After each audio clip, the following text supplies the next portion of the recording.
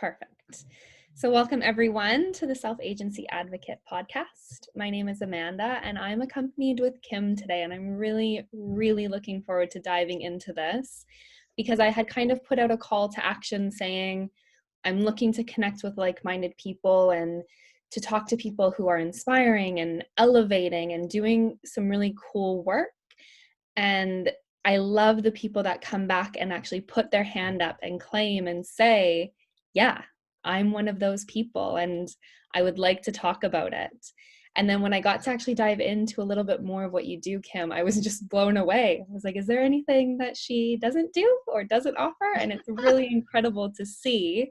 So thank you for taking this time. I'm really looking forward to kind of picking your brain a little bit and getting some more insight. But I would love to start with a little bit of who you are, what it is that you offer, so people get a little bit more of a feel for you, and then we'll dive into kind of that more organic conversation from there.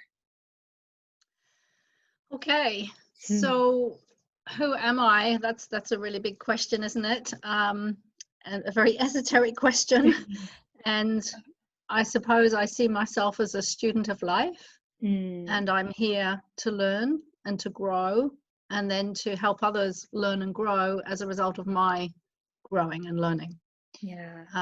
I didn't know that when I was, that's what I'd be doing when I was at school or at university or even in my 20s and 30s. That was not my goal or orientation at all. But through a lot of hard lessons, I suppose one can say, specifically through sickness, physical sickness and, emotional trauma, I came to learn what I, learned. And then that set me off on a path of, really studying in depth. Right. What is it that I need to do to get rid of my pain, my emotional pain, my physical pain.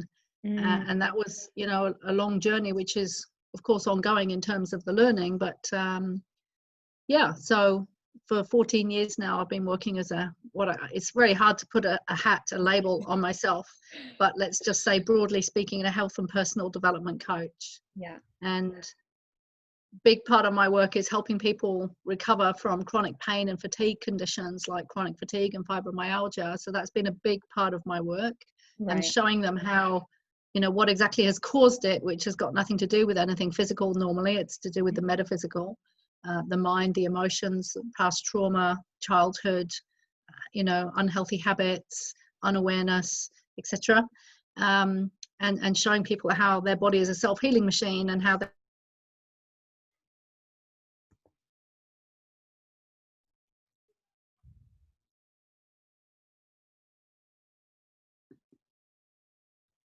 but more recently, which has all been on transformation of consciousness, which means growing and evolving one's consciousness towards self-realization and enlightenment. So I'm very blessed to have had some, and still have some, wonderful enlightened teachers who I've been learning from and training with, and their one of the principles is what is called Zidu Ren, which is you lift yourself up and then you lift others up. And ultimately, that's what we're here for as humanity. That's the overriding principle in this particular school of wisdom, is that you work on yourself and then you can help others, because you can't help others with what you haven't done for yourself. Yeah. So that really seems to be what my life is about at the moment. Wow. I really love that. I am a firm believer of you can't help or serve others until you've done that space of healing and lifting yourself. So I really appreciate that that's kind of a core pillar for you. So when you think of the big moment, you speak to illness or sickness and you speak to that, what was the moment that you realized, okay, I need to figure out internally what's going on and I need to take my healing into my own hands? Was there a moment that awareness dropped in? Because quite often I think people can go to other healers or maybe doctors, either Western or Eastern medicine, and seek an external healing. What did it look like for you to say, no, this is all within me? What do I do? That's a really great question. Don't know that I've been asked that one before. Oh, good. I wouldn't say that there was actually one moment. I think it was a series of moments. And the first thing that triggered this whole thing off was when I was 28 and I had what is considered a nervous breakdown, but it was never labeled as such. It was just serious depression, and I was hospitalized. And nobody could tell me why I was depressed. Nobody was, the doctors weren't, the counselors, whatever, they weren't able to help me. Yeah. And I had this, and they wanted to give me medication, of course. Well, I say of course, I mean, it's pretty standard. And it's not that medication doesn't help and isn't necessary sometimes. But I just had this, I took one, because I was feeling pretty bad already. And I took one pill, antidepressant, and I can honestly say I felt worse. I felt even more horrendous. Right. And there was something inside of me that said, this isn't the way. I couldn't even say what it was. I mean, I suppose some higher part of me, some intuitive part. And I refused, because I'd self-admitted myself, I had the choice of whether I took medication or not. And so I refused to take it. And it's a long story of how I got through that, which I won't go into. But the second, part of the answer to your question was several years later. I'd come through the depression, or thought I'd come through the depression. Actually, I hadn't really properly, right. But I didn't know that. And I was diagnosed with chronic fatigue syndrome. And that came on over a period of time, as it tends to. And it, initially one doesn't recognize what is happening because it's happening so slowly. Yeah. And then eventually walked into work one day and quit my job on the spot because I was so exhausted and I just couldn't put one foot in front of the other anymore. And then went to the doctor, was diagnosed with chronic fatigue, told that there was no known cause, which is absolute rubbish. Now I know, no known solution, also, not true. And for 3 months, I didn't know what to do with myself. I read all the ME Society, journals. There was nothing in there about a solution. And I just looked and couldn't find answers. But I decided one day after 3 months, I cannot live my life like this. I cannot spend the rest of my life exhausted, sitting on the couch, not working. I mean, what sort of a life is that? And somewhere deep inside of me, I just said, I don't know how, but somehow I'm going to find the answers. And I literally had no idea in that moment, but I was absolutely determined. And this is a key concept for people to get when they want to overcome a problem, is that you don't have to know how, you just have to really, really want to. And in that moment, I decided I was going to find the answers. And from that moment on, from making that decision, I started being attracted to certain books or certain workshops. Yeah. And I was plodding away, looking for answers. And of course, having been told by the doctors that there is no solution and there are no known causes. Well, when you're given that information, then you have to go and find your own answers, right? It's one thing to be told, oh yeah, here, take this pill or have this surgery. Then you think, okay, well, there's some hope, there's a possibility. Yeah. But I was told, well, there isn't. So I had to start seeking. But after 5 years of seeking and learning and, learning a lot about myself, I still wasn't any closer to being better. I was still sick with the fatigue. Right. And I was in bed one day, again, crashed out, as they say. We get fatigue crashes with chronic fatigue. And I just lay there and I said to myself, what would I do if I only had a few months to live, or if this is going to get worse and I'm just going to be bedridden? Because a lot of people with chronic fatigue, they are bedridden. I've worked with heaps of people like that. I know what, unfortunately, I never got that bad. But the answer that came back to me was, well, I would do this trip around the world that I've been dreaming of, that I never, ever, ever thought I would do. But if I only had a few months to live, that's what I would do. And even though I was sick at the time, I made the decision to do it. Wow. And yeah, and in order to do that, I didn't have to, and I regret it now. But at the time, I thought I had to sell my house to get the money, So I sold my mortgage-free house and set off around the world. Wow. Looking for answers still. And every so often I would crash and not be able to move for a week or 2 or 3 or 4, but I sort of somehow made it around the world, still looking for answers, still not finding them. And then right at the end of that trip, I just found the missing piece. And the missing piece was the role that unresolved emotional hurts play in creating such physical energetic disturbance in the body. It creates physical symptoms, my symptoms being depression and fatigue. And from that moment on, really just fully focused on learning about emotions and clearing emotions in order to heal myself physically. So that is like the longer story of, well, what was the turning point moment of learning that I had to do it myself. Well, it was through, because I didn't really have another choice. Yeah. It's sad how common it is to be given that answer of, well, there's nothing we can do, there's nothing wrong, there's nothing to say here, good luck, kind of thing. That typically happens with adrenal fatigue, chronic fatigue, fibromyalgia. Like, we've gone so long by saying, like, oh, this is just kind of a woo-woo diagnosis that we'll give because we have no idea. But now we're actually seeing the science catch up and the research catch up, and them saying, oh, maybe there is something to this that we actually need to look into, and we need to give people resources. But it's really amazing to hear the control that you took of it by saying, just because you don't see anything in this and you don't see that there's a diagnosis here or a cause or a treatment that I can do, no, I'm going to get it and I'm going to find it.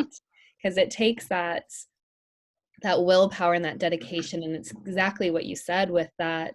You need to decide that you want it. You need to decide that you're going to do it and take that will into your own hands and go forth with it. And I think that's really, really powerful to know and to remind people of that power of choice, and by then stepping forward.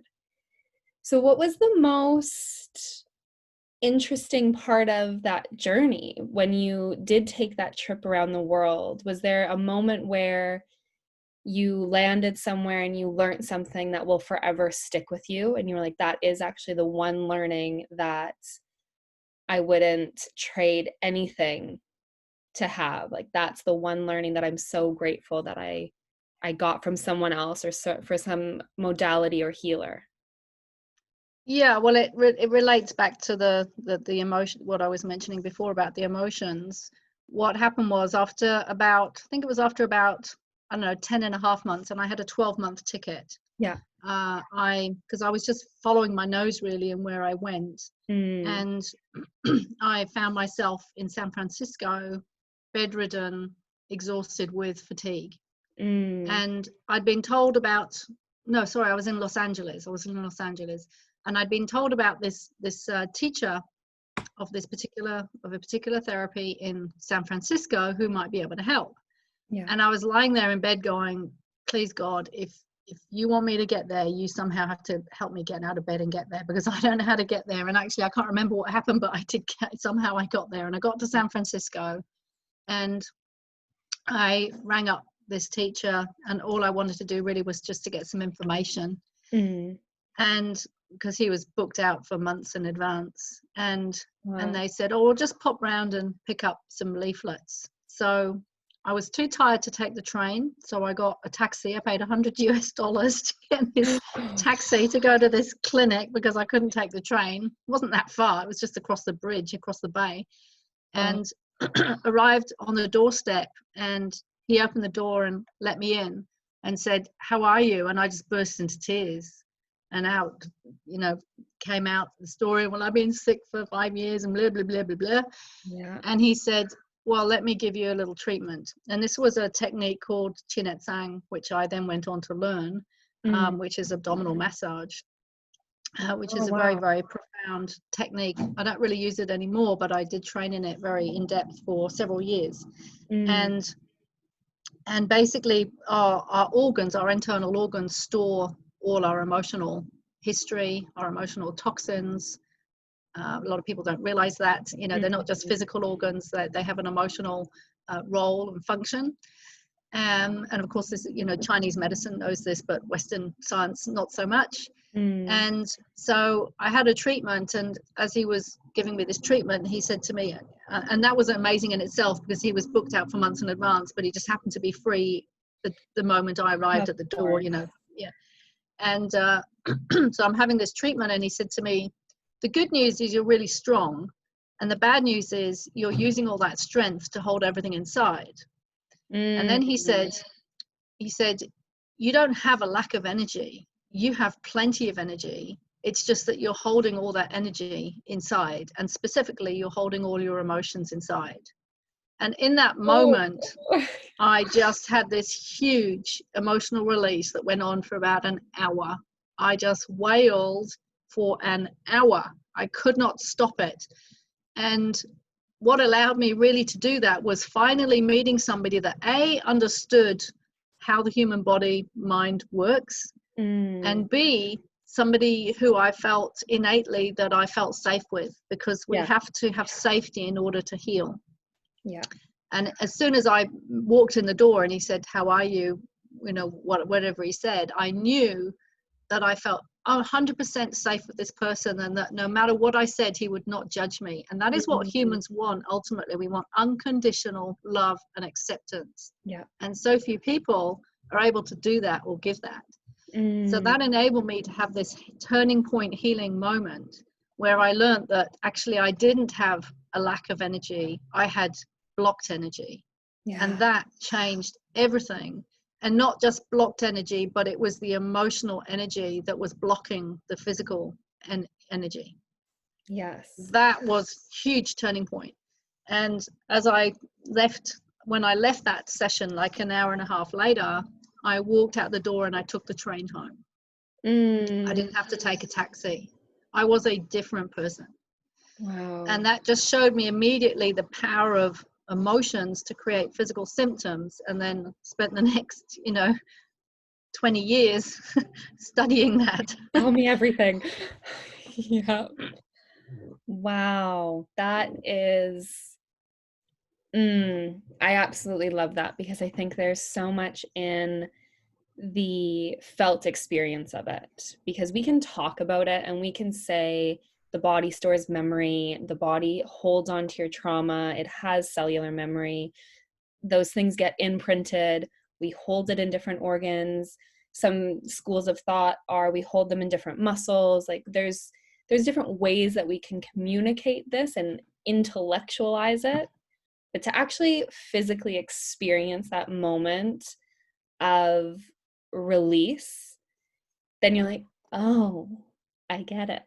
I have literally been holding on to a lifetime of hurt, of sadness, of pain, of trauma. And I just can't even imagine the weight that was lifted in that moment of being like, okay, it's gone.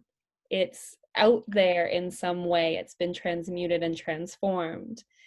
So when you're met with somebody who says, because it's a very, I would say, Eastern school of thought, when we think of Chinese medicine, we think of Ayurveda, we think of anything that we learn from that side of things.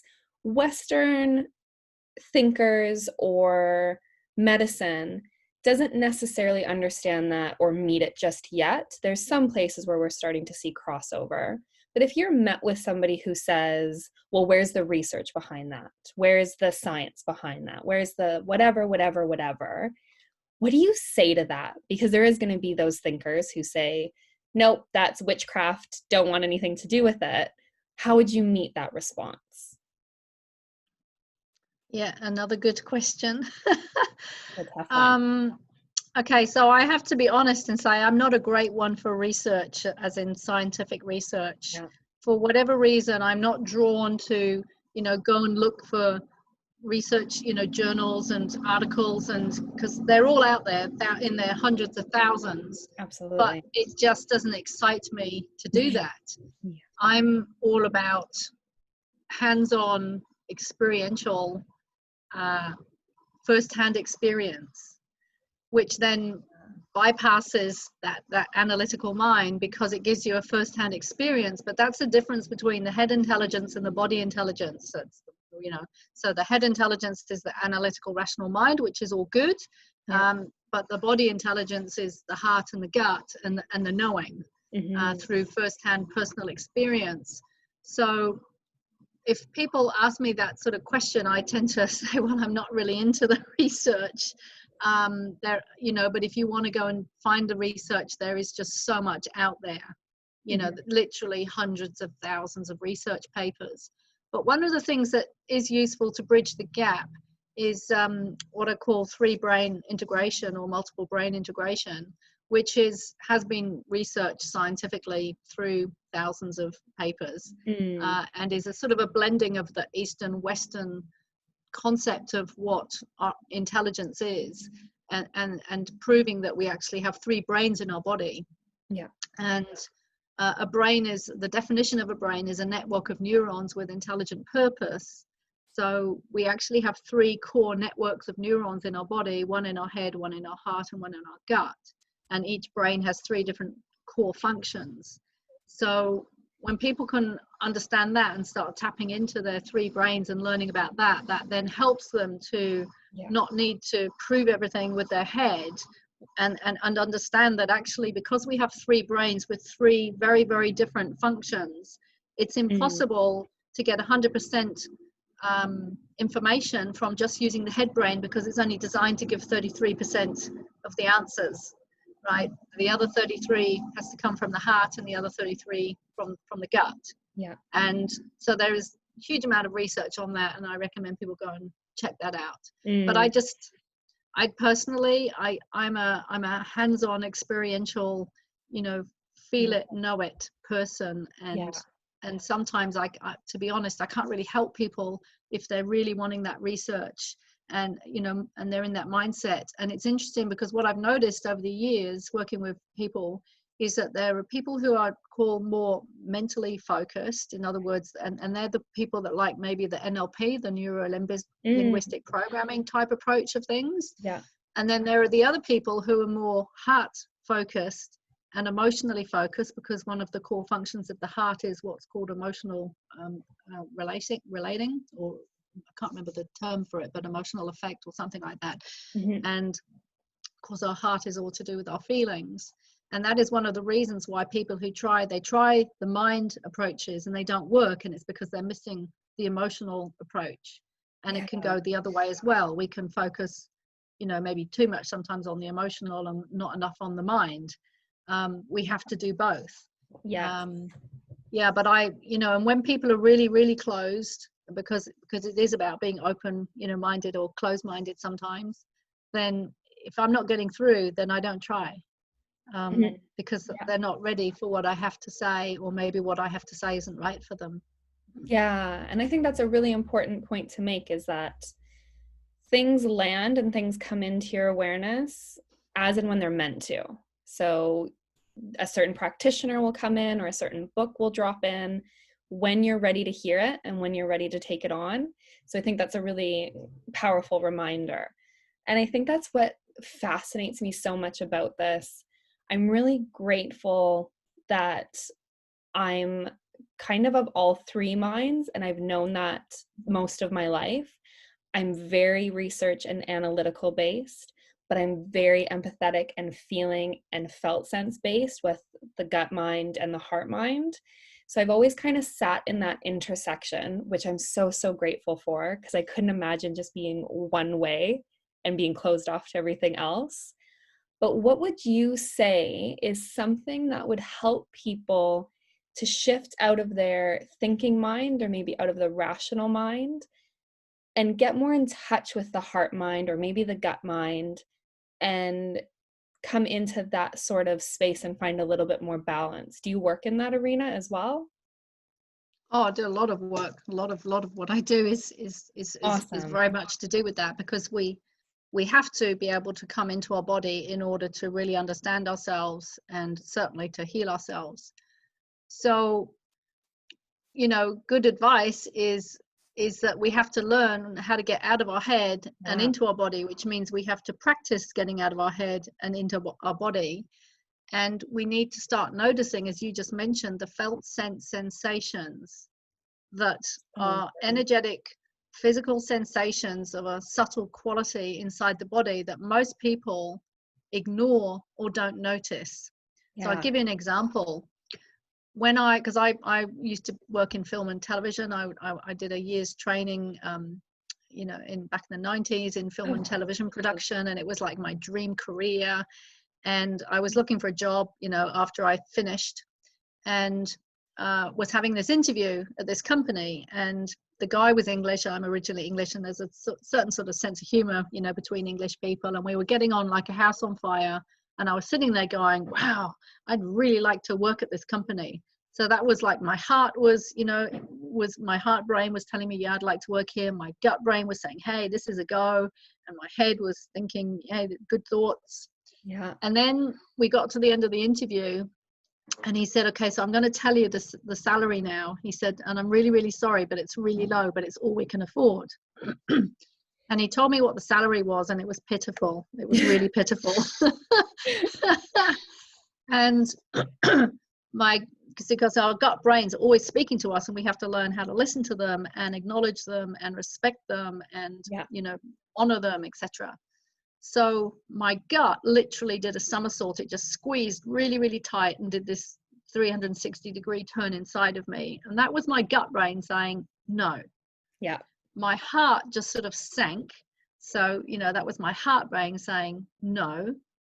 My head rationalized away, because that's what the head does. It does rationalizations, which are rational lies, which is what a lot of us do. And it goes, yes, but. Guilty. Yeah, yes, but it's so hard to find a job, all these reasons why I should ignore my heart and my gut and do what my head was telling me. And that's what I did. I overrode, sort of semi-consciously, what my heart and my gut was saying. And that started to build up a lot of resentment over the months, because I was working really hard and getting paid peanuts. Mm-hmm. And actually that was the job that I left chronic fatigue from, because and it's not that was the original cause of the chronic fatigue, because that always goes back to childhood, but it was like the last final straw of all these emotions getting built up, and it was like lots of frustration and resentment building up, and me holding it all in and not saying anything, because it's like, well, I need a job and I like this job. So in order, to answer your question, we have to start training ourselves to listen to what our heart and our gut brains are telling us, because the heart and the gut don't speak words. The body intelligence, which is a combination of the heart and the gut, they don't speak English or Chinese or any other language. They speak body feelings, they speak emotions. And so we have to train ourselves to notice and listen to that feedback and interpret it and honor it and respect it and follow it. And that's what most people are not doing. They're living in the head. So we have to train ourselves. And there's other ways too, but that's one way. Yeah. Are there a top 3 things? Are there 3 things that people could do to start right now? So say they're listening to this and they're like, oh my gosh, I am always in my mind. I feel those sensations, but I always listen to my brain.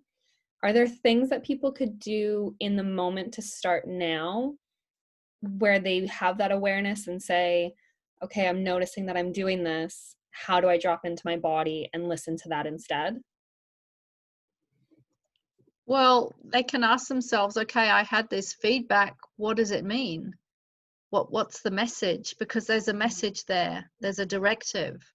So you actually have to stop. You have to discipline yourself to stop. So to give another sort of story example, and this was actually, this would have been after, that whole situation, because at this point I was off work at home and not working. And one day I had this sort of voice come inside of me. It was very weird. And it said, how would it be if you only did what you felt was right and what you felt drawn to do and what you felt like doing? How would it be if you only did that rather than what your head says you should do, you know, the shoulds. Yeah. And how would it be if you only did what you felt like doing from your heart and your gut? And I was like, okay, I'll give that a go. And bizarrely enough, I made a commitment to myself to do that every day for a year. Every day, I just made a contract with myself that I was going to practice that for a year. And I walked out of the room I was in into the kitchen, and there was this pile of dishes in the sink. And I looked at it, and my head said, "You should do the dishes. It looks really messy." And my heart and my gut just said, "Don't feel like doing the dishes." And so, because I just made this promise to myself, I said, "Okay, well, what do you feel like doing then?" It's like, you know, speaking to these other brains. And this is before I'd heard about multiple brain integration, by the way. I didn't know about the three brains, or the Taoist, you know, three dantians. I didn't know any of that. Yeah. So I thought, well, I felt, because it's the difference between thinking and feeling, right? Is I felt like I wanted to sit down and read a book. So I sat on the couch and was reading a book. And after about 15 minutes, just completely spontaneously, I had a feeling that I felt like doing the dishes. So it wasn't a should, wasn't a have to. It was, I genuinely feel like doing the dishes. It will not be a chore. It will be an enjoyment. So I got up and did the dishes. And I just started to live my life like that on a daily basis, just tuning in all the time. What do I feel like doing? What is my heart telling me? What is my gut telling me? And after a year, I had sort of retrained and reprogrammed myself, I suppose you could say, to live more, you know, holistically, using the three brains. But I didn't know, you know, there was no formal training, or you know, I didn't know what I was doing. I was just doing it. Yeah. And I think that's what living is all about, is that space of continuously coming back to, what do I want? What do I need? And what feels right in this moment? Does it feel right to go to that party that I've been invited to, even though thinking about it makes me feel really anxious? Because I'm saying that I should go to it. Or I'm at that party and I feel like leaving, but I better not, because I don't want to upset people, so I'll stay, and then I'll, you know, no, listen. Yeah. And some people would say, oh, I feel really selfish when I do that. And like, no, that's the putting yourself first and honoring yourself. Because there are going to be moments where you say, you know what, it would be easier for me to go home and more comfortable for me to go home, but I actually feel like staying. I feel like I need to interact with these people or learn something from someone. So there are going to be moments where you still feel like pushing your comfort zones and stepping out of your boundaries a little bit and doing different things. It's not like listening to yourself is going to be this hermit life where you don't do anything or experience anything. I would argue that it's going to be more fulfilling and more embodied and present and aware. So it is nice. And sorry, just to answer, you know, like you were saying three things, and I said, well, excuse me, one thing. Another thing really that is really important that people can start doing is that we have to stop and be, and we have to just stop. You have to stop and sit. And rather than just getting this frazzled brain thing going on where we're not getting the answers from the head brain, because remember, the head brain can only give us 30% of the answers, we stop and we do, for example, something like abdominal breathing, where we put all our focus at our navel and we just breathe slowly in and out for just a minute or two. And that brings us into our body and centers and gives us new perspective. Exactly. Because even like, and that those are places where Western medicine has actually caught up, because we know those deep, slow abdominal breaths drop us out of our prefrontal cortex and actually bring us into that parasympathetic. So for those who are maybe more science-based, I just scienced you. And for those who feel it, we've got that side of it as well. So we've got it all covered. Don't you worry. Because that's the thing, is being in your body can, for some people, be really confronting. It can feel really uncomfortable, but it's that training and it's that working towards the more feeling of it and the being, the presence and the awareness of right here, right now? What do I feel like I need? What do I want? What's next, kind of thing. So I'm curious to know, what does it look like for you to keep a strong sense of self when you're in this work and you're learning and training and in that more what some would call alternative medicine, or what some would call like healing and that side of things? How do you keep that strong sense of self, that agency, that connection to you when you're maybe challenged, or when you face adversity, or things get a little bit more difficult in life? How do you really keep yourself true and foundational in you? Well, it's almost like there is no differentiation between what I'm doing for myself and what I'm doing in my work. I mean, obviously, there is a difference, but it's like every day, from the moment I get up to the moment I go to bed, it's about self-awareness. Okay. And it's about self-awareness of what is going on mentally in terms of what thoughts am I thinking, what is going on emotionally in terms of how am I feeling, what is my self-care like on a daily basis, because that's absolutely critical for well-being.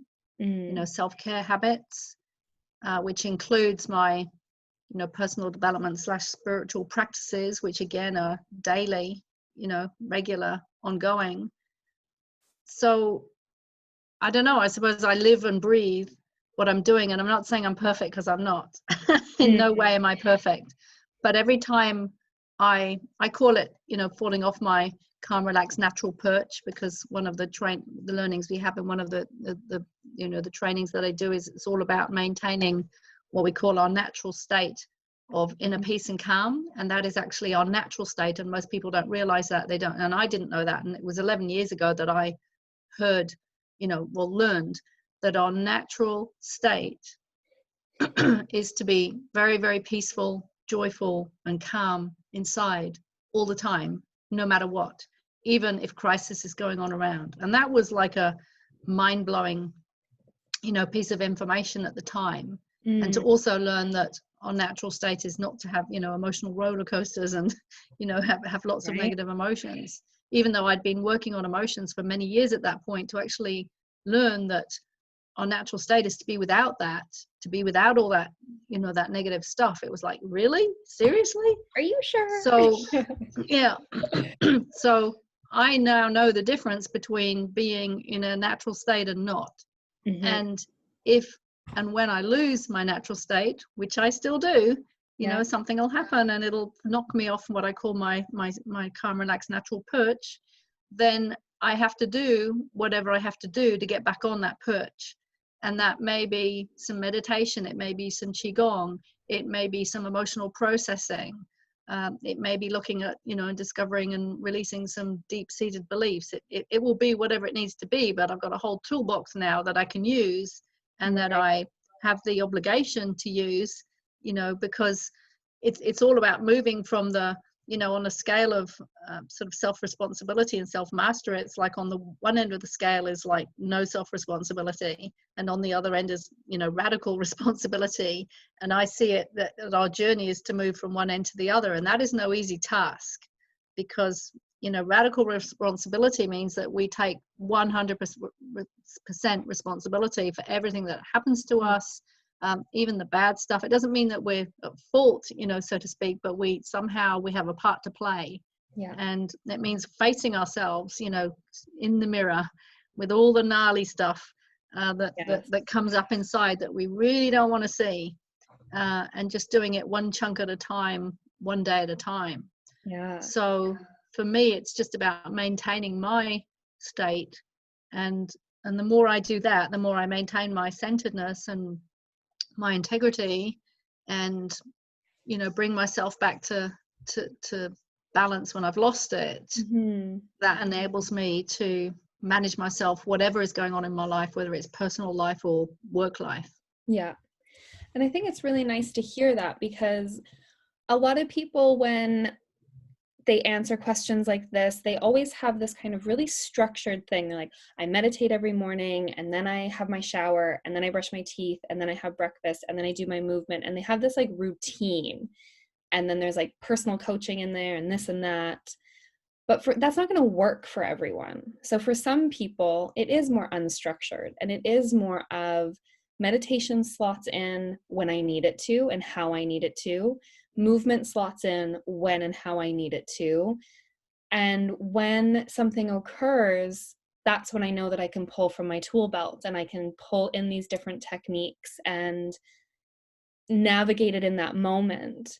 So I think what I hear in that is that there's this reminder that it is okay for your journey to be your journey, and for it to be whatever it needs to be for you.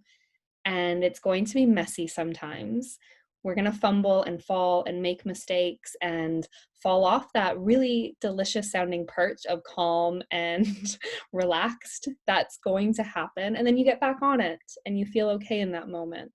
So it's a nice reminder for some people to hear it's okay if I don't have this really rigid structure of self reflection and growth and all of that, and that it can be fluid and organically unfold. So it is nice to hear that it pulls in as and when it needs to.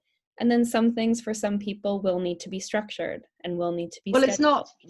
it's not, I mean, structure is really good. Structure and rhythm is really, really good. And my recommendation is if somebody can have a life where they do have that, that is the optimum. Yeah.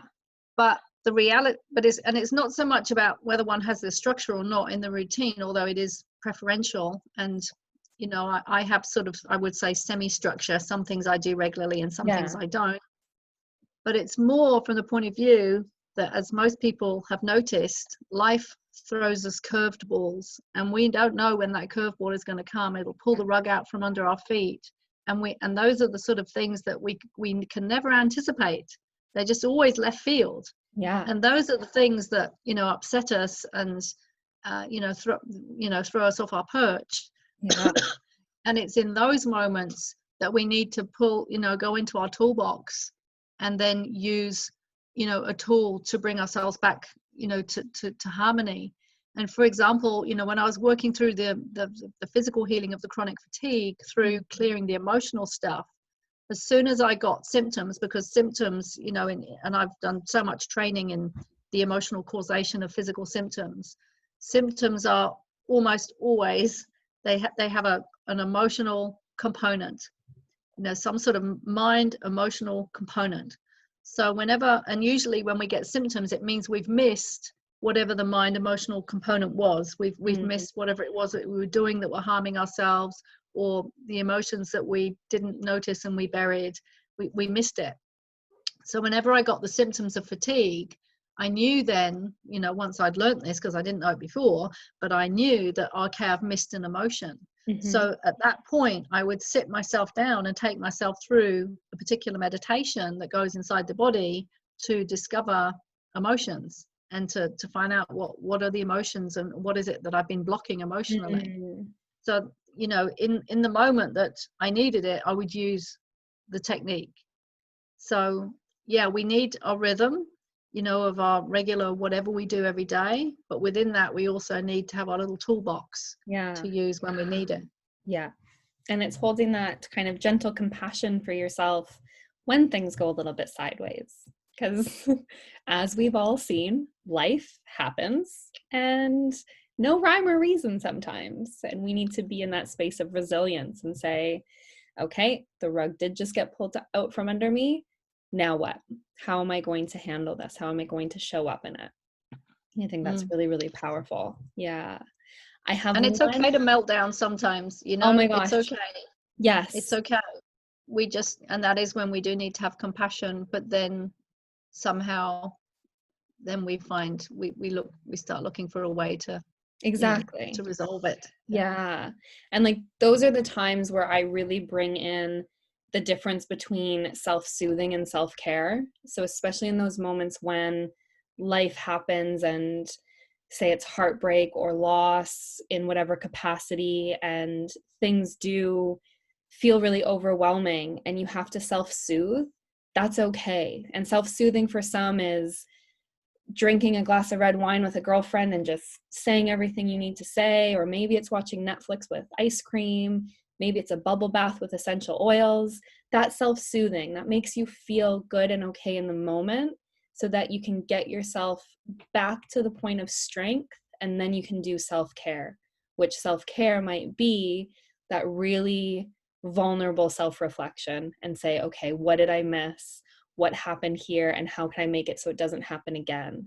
Or it could be getting real with your finances and setting a budget. So self-care being that more long-term thing where you're setting yourself up to be foundational and strong, self-soothing in the moment to help make you feel okay to get to that point, because those are two different things for people, and it's okay to have both.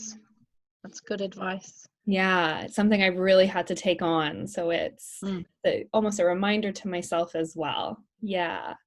And I have another question for you. And this one is my absolute favorite question. So this will be the last one that I ask you. And I think what I love most about it is it gives me a beautiful insight into what's important to people and what really kind of lights them up and where they're coming from a heart space.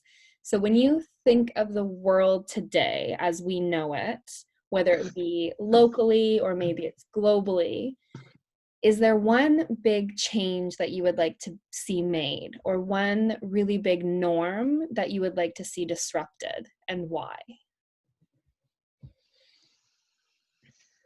I could have a million, well, not Right? a million, but quite a few answers to that. I think, can I give two answers? Yes, I'll allow Cheat. it. Yeah.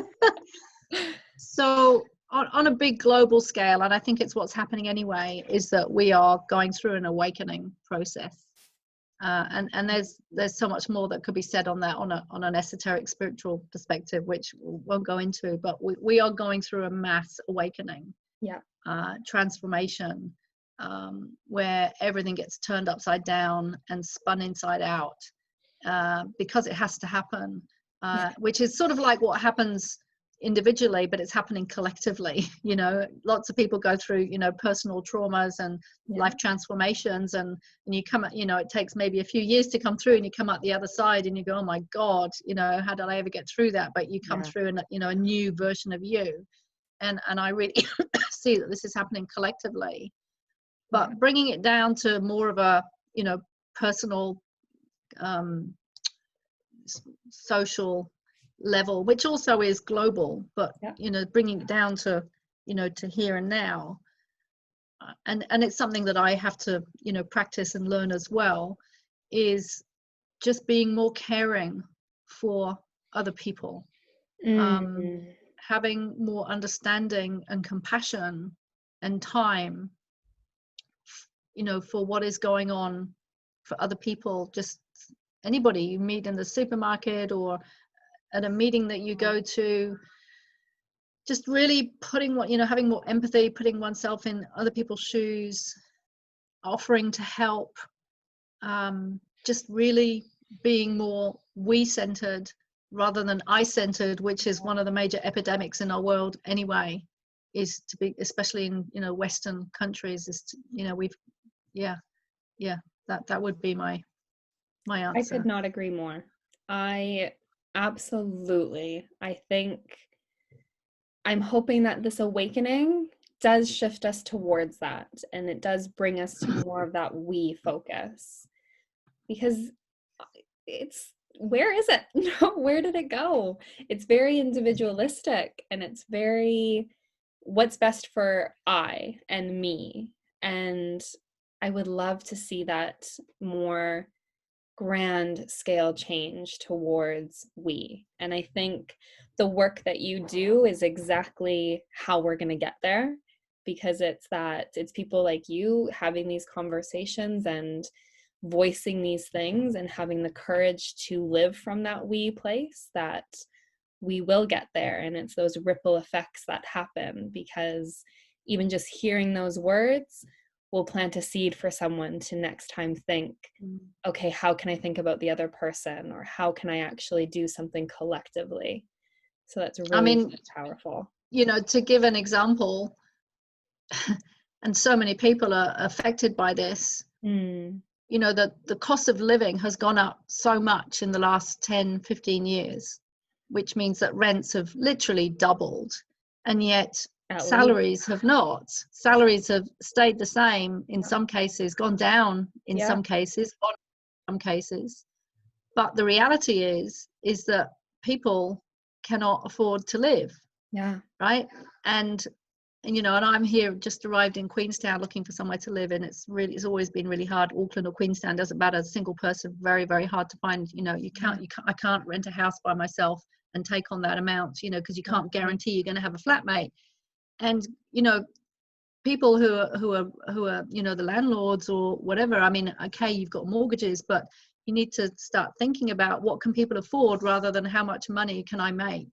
That's the sort of change that we have to start to see, and that's just one example. Right. I have a million. Like, how much time do you have? Yeah. But it's because it's about what's right for the person rather than how much can I get from it.